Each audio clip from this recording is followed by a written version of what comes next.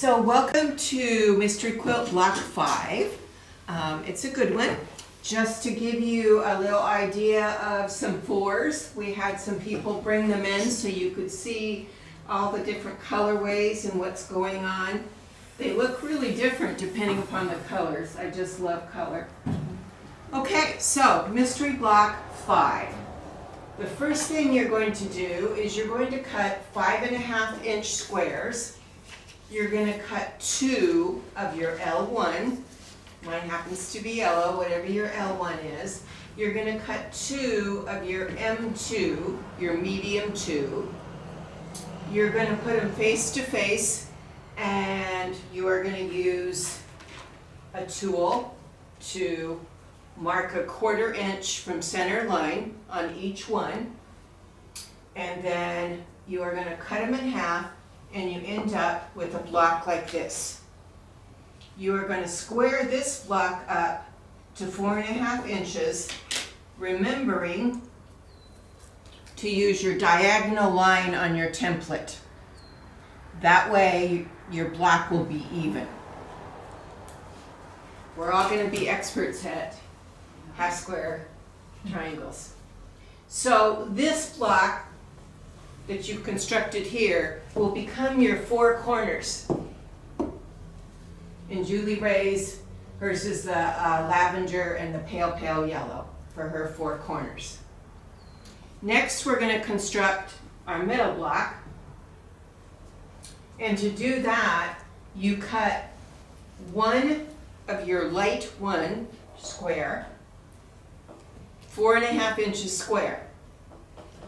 And you cut of your dark 3, you cut 4 of those. Your dark 3, you are going to draw a diagonal line bisecting that square. You're going to take these squares and you are going to place them on here and sew them down. Then you are going to open this up, if I can get it to open, and you are going to trim it off here so you have a 1/4 inch. So this one would go on here like this. I sew across here, I trim it to a 1/4 inch, I press it open, and that gives me my center block.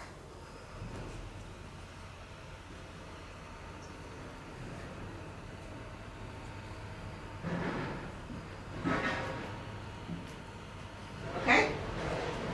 So we have our 4 corners and our center block. So the pieces that come on the 4 sides is a flying geese unit. So you are going to cut 2.5 by 4.5 inch rectangles, and you are going to cut 4 each of your L4, 4 each of your D3. You are going to cut 16 2.5 inch squares of your L1. Same thing that we did with our little 2.5 inch squares here. We're going to draw a diagonal line bisecting that square. We're going to place it here and we're going to sew it down.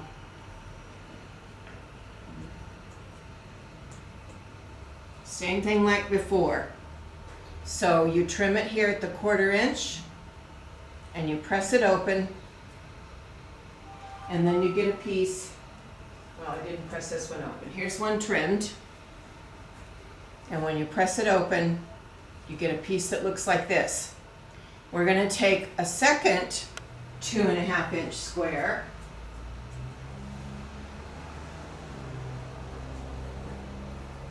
place it here, and sew again, so that we're going to end up with pieces like this.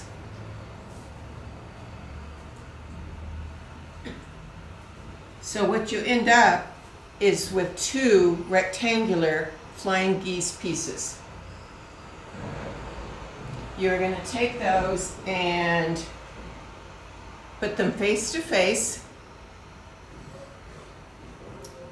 I suggest sewing on this side because as you come along, you can see where the point is of that little geese, the little triangle right there.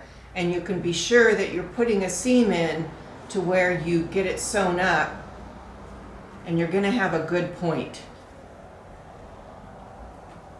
So once again, sew on your dark geese part. So these two pieces get sewn together.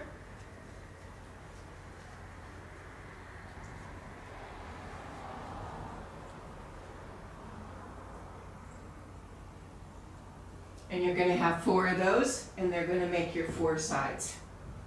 So that you end up where you have your 4 corners and your flying geese unit. Julie Ray has sewn her flying geese unit and made a strip. She's sewn the side flying geese to her centerpiece so that you end up, not that one, so that you end up with it looking like this.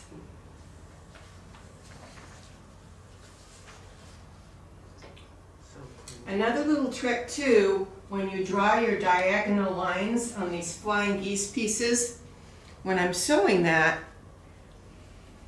I sew just on the side where you're going to cut it off, just like 1 thread on this side of the line.